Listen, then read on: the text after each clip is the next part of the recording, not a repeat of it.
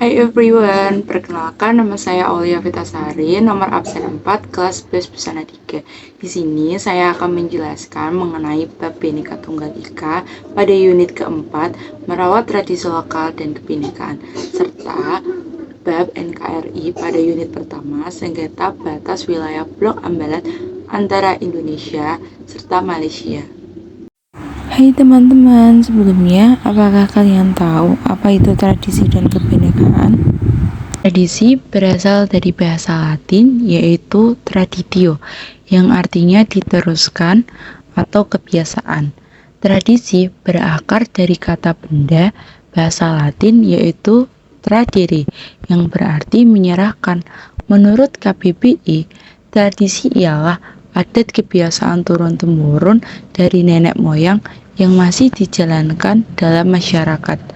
Tradisi juga berarti penilaian atau anggapan bahwa cara-cara yang telah ada merupakan yang paling baik dan benar. Tradisi terbagi menjadi dua. Yang pertama, tradisi lisan. Tradisi lisan ialah pengetahuan dan informasi budaya yang diturunkan melalui tuturan dari satu generasi ke generasi berikutnya.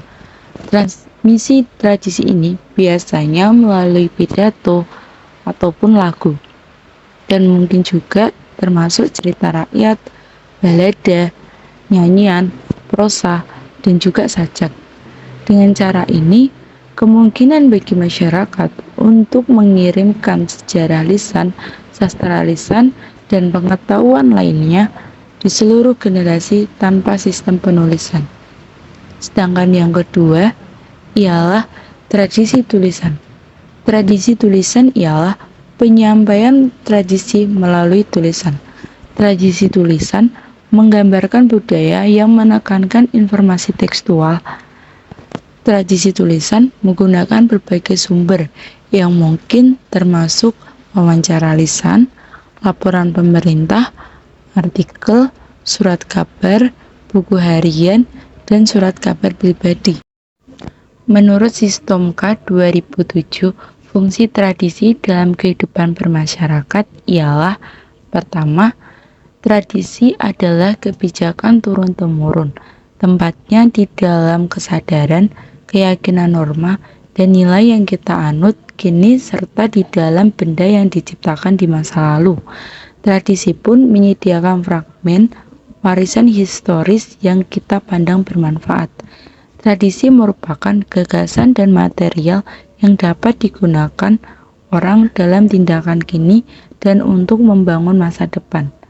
Dan yang kedua, memberikan legitimasi terhadap pandangan hidup, keyakinan, pranata, dan aturan yang sudah ada. Semuanya ini memerlukan pembenaran agar dapat mengikat anggotanya. Salah satu sumber legitimasi terdapat dalam tradisi. Biasa dikatakan selalu seperti itu, di mana orang selalu mempunyai keyakinan demikian meski dengan resiko yang paradoksal, yakni bahwa tindakan tertentu hanya akan dilakukan karena orang lain melakukan hal yang sama di masa lalu, atau keyakinan tertentu diterima semata-mata karena mereka telah menerima sebelumnya.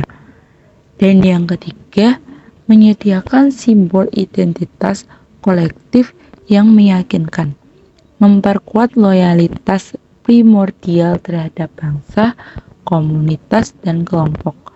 Tradisi daerah, kota, dan komunitas lokal sama perannya, yakni mengikat warga atau anggotanya dalam bidang tertentu, membantu penyediaan tempat pelarian dari keluhan, kekecewaan, dan ketidakpuasan kehidupan modern. Tradisi yang mengesankan masa lalu yang lebih bahagia menyediakan sumber pengganti kebanggaan bila masyarakat berada dalam krisis. Kebinekaan artinya beraneka ragam, bermacam-macam yang mengarah pada adanya perbedaan dalam masing-masing kehidupan. Masyarakat merupakan kelompok manusia atau individu secara bersama-sama tinggal di suatu tempat dan saling terhubung. Indonesia merupakan negara kesatuan yang terdiri dari ribuan pulau. Setiap pulau atau wilayahnya memiliki keunikan tersendiri, baik dari segi budaya, adat istiadat, kesenian, maupun bahasa. Indonesia juga terdiri dari berbagai suku bangsa yang memeluk agama berbeda. Hal ini menjadikan Indonesia sebagai bangsa yang besar dan multikultural. Keberagaman ini akan menjadi modal sosial yang besar untuk membangun bangsa dan negara yang maju dan sejahtera. Keberagaman ini merupakan anugerah terindah dari Tuhan Yang Maha Esa. Keberagaman ini harus dilestarikan dan dikelola dengan baik sehingga tidak berpotensi menjadi sumber konflik. Semboyan Bhinneka Tunggal Ika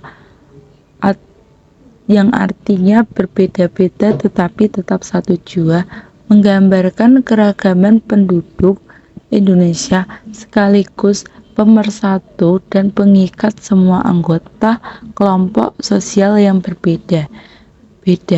Kebinekaan harus dipahami sebagai kekuatan pemersatu bangsa, menerima perbedaan sebagai sebuah kekuatan, bukan sebagai ancaman atau gangguan. Nah, berikut salah satu contoh tradisi yang ada di Banyuwangi. Mari simak video berikut ini. Nah, ini salah satu contoh tradisi lokal dari Banyuwangi, Jawa Timur. Dirilis dari kompas.com, William Ciputra memaparkan bahwa tradisi ini berasal dari suku Osing. Sebagai wujud rasa syukur terhadap hasil panen yang mereka terima, tradisi ini biasanya dilakukan oleh para petani. Para petani akan mengubah dirinya menyerupai kerbau dengan mengecat seluruh tubuh menggunakan warna hitam. Tak hanya untuk ucapan rasa syukur atas hasil panen, tradisi kebako-bahan ini dilakukan untuk membersihkan desa dengan tujuan seluruh warga desa diberi keselamatan dan dijauhkan oleh segala macam penyakit maupun mara bahaya. Banyuwangi sendiri hanya terdapat 2 desa yang masih melaksanakan tradisi ini, yaitu Desa Alian dan Desa Alas Malang. Di dalam video ini saya hanya memaparkan pelaksanaan dari Desa Alas Malang. Desa Alas Malang sendiri terdapat di Kecamatan Singojuru, Kabupaten Banyuwangi, Jawa Timur. Tradisi ini dilakukan dalam 3 tahap. Tahap pertama, selamatan dengan 12 tumpeng yang nantinya akan dimakan secara bersama-sama di sepanjang jalan desa, yang terdapat lauk pauk, 5 porsi jenang sengkolo, dan 7 porsi jenang suro. Jumlah sajian yang disajikan memiliki makna, yaitu 12 tumpeng melambangkan 12 bulan dalam setahun, 7 porsi jenang suro melambangkan 7 hari dalam seminggu, dan 5 porsi jenang sengkolo sebagai perlambangan hari pasaran dalam kalender Jawa. Semua sajian ini menggambarkan filosofi dimensi waktu dalam siklus kehidupan manusia. Dan yang kedua, mengarak sebanyak 30 manusia kerbau untuk mengelilingi 4 penjuru desa yang dipimpin oleh tokoh adat. Dan yang ketiga, yang berperan sebagai Dewi Sri memberikan benih kepada tokoh adat, lalu tokoh adat memberikan benih tersebut kepada para petani untuk ditanamnya. Nah, di tengah gempuran era globalisasi dan modernisasi, melestarikan tradisi lokal merupakan hal yang sangat penting. Hal ini dilakukan agar tradisi lokal tidak berganti ataupun punah karena tradisi modern dari luar negeri yang masuk ke Indonesia. Melestarikan tradisi lokal ini bukan membuat kita menjadi ketinggalan zaman, tetapi dapat mengembangkan tradisi lokal agar tetap lestari di era globalisasi saat ini.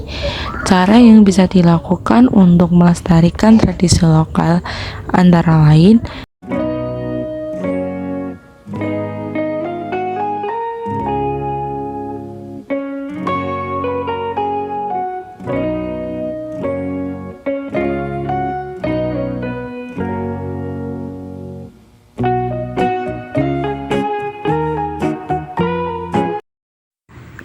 Sekarang kita lanjut materi sengketa batas wilayah Blok Ambalat Indonesia dan Malaysia. Yuk kepoin materinya. Yuk simak video berikut ini terlebih dahulu. Dan sebuah heli maritimnya telah memasuki perairan Indonesia di Ambalat tanggal 24 dan 25 Mei lalu. Situasi di Ambalat adalah buntut dari tertundanya perundingan lanjutan kedua negara. Malaysia rupanya masih menunda perundingan perbatasan Ambalat dengan Indonesia. Perundingan yang digelar Juni 2008 tidak menghasilkan kesepakatan apapun atas wilayah perbatasan Ambalat karena perbedaan pemahaman luas wilayah. Hingga Rabu kemarin, RCT mencoba mengkonfirmasi insiden Ambalat kepada Kementerian Pertahanan Malaysia, namun belum mendapatkan jawaban akan insiden ini. Nah, tadi sedikit video mengenai Blok Ambalat pada tahun 2009. Lalu jawaban mengenai permasalahannya apa ya? Mari cari tahu apa itu sengketa. Mengambil dari Jurnal Hukum Pidana Islam Al-Hakam, batas wilayah secara geografis meliputi daratan, lautan, dan udara yang ada di atasnya. Secara hukum, batas wilayah suatu negara menentukan ruang lingkup berlakunya hukum nasional suatu negara tersebut. Dalam menentukan batas wilayah, beberapa cara yang dapat dilakukan yaitu dengan cara perundingan, diplomasi, serta mencari dukungan kepada negara maju, dan dengan dicetusnya laut teritorial 12 mil dari pulau terluar Indonesia untuk mencegah disintegrasi bangsa dan mempertahankan persatuan. Kronologi mula sengketa Blok Ambalat. Kasus Pulau Sepadan Linggitan yang dipicu dari kedua negara mengadakan perundingan untuk menetapkan batas landasan kontinen. Pada saat itulah terjadi perdebatan kepemilikan Pulau Sepadan dan Linggitan, di mana terjadi sebuah perjanjian antara Hindia Belanda dan Inggris tentang kepemilikan batas wilayah keduanya yang berawal ketika Indonesia dan Malaysia merundingkan delimitasi batas maritim antara keduanya di Laut Sulawesi. Dengan diadakan forum oleh Mahkamah Internasional dan berbagai pertimbangan yang dilakukan, maka Pulau Sepadan dan Linggitan jatuh kepada Malaysia. Selepas permasalahan sengketa Sepadan dan Linggitan, disusul adanya kasus sengketa Blok Ambalat. Mengambil dari Kompas.com, Indonesia dan Malaysia adalah dua negara bertetangga yang dalam catatan sejarah pernah beberapa kali bersengketa. Salah satu sengketa yang terjadi ialah sengketa kepemilikan Sepadan dan Linggitan dan sengketa Blok Ambalat. Penyebabnya sengketa batas wilayah Indonesia dan Malaysia yaitu pertama, perbedaan pandangan terkait garis pembatas teritorial. Kedua, perbedaan pandangan atas beberapa perjanjian. Ketiga, ketidakjelasan garis perbatasan yang dibuat oleh Belanda dan Inggris. Pada tanggal 27 Oktober 1969 ditandatangani perjanjian tapal batas landasan kontinen Indonesia Malaysia yang disebutkan bahwa Blok Ambalat merupakan milik Indonesia. Sejak saat itu, konflik atas sengketa Blok Ambalat terjadi. Namun pada tahun 1979, secara sepihak Malaysia memasukkan Ambalat ke dalam wilayah negaranya. Hal tersebut menjadi perdebatan serta penolakan dari berbagai negara lainnya, seperti Filipina, Singapura, Vietnam, China, Thailand, dan Inggris. Malaysia mengklaim kepemilikan Blok Ambalat karena potensi minyak bumi yang sangat besar. Akibat dari perbedaan pandangan dan saling klaim tersebut, Malaysia menurut hukum internasional UNCLOS tahun 1982 yang diyakini oleh Indonesia sering kali melakukan pelanggaran terhadap kedaulatan wilayah NKRI. Berdasarkan data yang terkumpul hingga tahun 2012 terjadi sebanyak 475 kali pelanggaran yang dilakukan oleh Malaysia, baik dilakukannya di darat, laut, maupun udara. Presiden Republik Indonesia saat itu Susilo Bambang Yudhoyono dan Perdana Menteri Malaysia Abdullah Ahmad Badawi melakukan sebuah pertemuan. Lewat pertemuan tersebut terjadi pengukuran menggunakan zona ekonomi eksklusif yang hasilnya garis batas yang ditentukan wilayah Malaysia keluar dari ketentuan zona ekonomi eksklusif sejauh 200 mil. Pada akhirnya berdasarkan UNCLOS 1982, Blok Ambalat dimenangkan sebagai wilayah Indonesia.